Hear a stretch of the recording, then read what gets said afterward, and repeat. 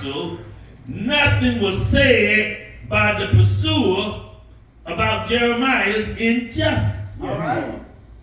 Did Zedekiah think he could treat a prophet of God contemptuously and then have nice things said about the nation?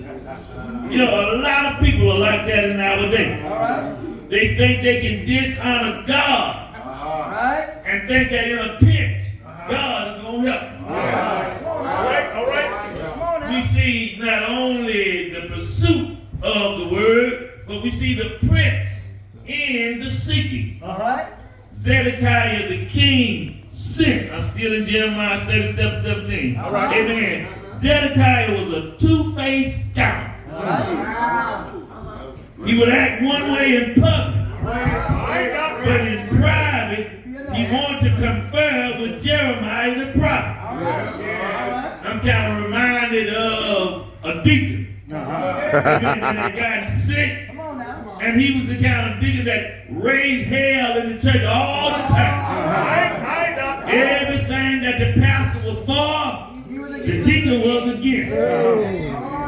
God put him on his back, had him up in the hospital. He sent for the preacher. Preacher came in, and the deacon said, "I want to apologize to you, Rev. I know I fought against everything that you tried to implement. Everything, I voted no on it. But I just want to tell you that I'm sorry. And I want you to forgive me, preacher." The pastor was so touched by the plea for forgiveness, the preacher dabbed at his eyes and said, "Deacon, I forgive you for everything." Had prayer with him, and as he was on his way out the hospital room, the deacon called and said, "Wait a minute, Rev." Uh-oh. Said, "I said all that just in case I don't make it."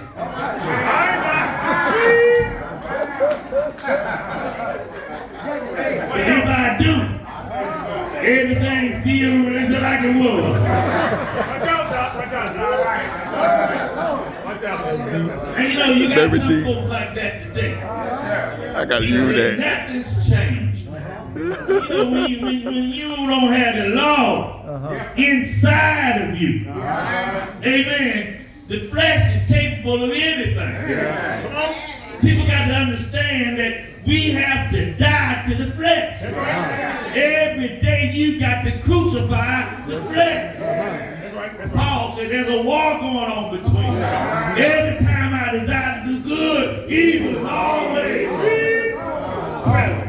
Things that I should do, I find myself not doing, and the things that I should not do, I find myself doing. So we see not only the prince in the seeking, but we see the privacy in the seeking. The Bible says he asked him secretly in his house.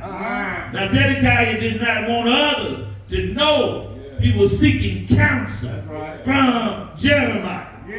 He was a coward. He was a hypocrite. My Lord. And a dishonest man. And you know, many politicians are the same. They do not want to go public with their interest in God. All right. And you know, we're glad to be here in positively Phoenix City. But I feel sorry for Alabama. If y'all get Tuberville up in here as governor, anybody gonna help me here? I thought the one you already had was bad enough. Said Doc. Preach, Doc. You in there, Doc. The period of the seeking, the Bible says, then, when Jeremiah was in prison. Now, how interesting that Zedekiah sought the counsel of a man in prison. You would think he would seek the counsel of those who are doing well in society. Amen. Some of the devils, some of the links, some of the AKA. Brothers, I ain't gonna talk about the Q's. But Zedekiah obviously, amen, sought because he knew in his heart that Jeremiah spoke the truth. We see not only the period of the seeking then, but we see the perplexity in the seeking. He said, is there a word from the Lord?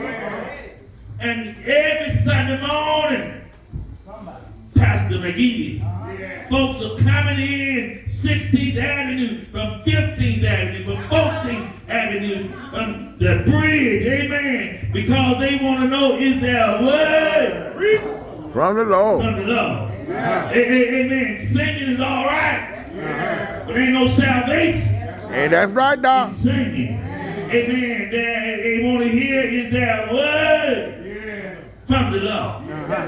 And we find not only do we see the perplexity and the period of the seeking and the privacy in the seeking, but we see the prediction from the seeking. All right, all right, all right, all right. I said, there is a word from the Lord.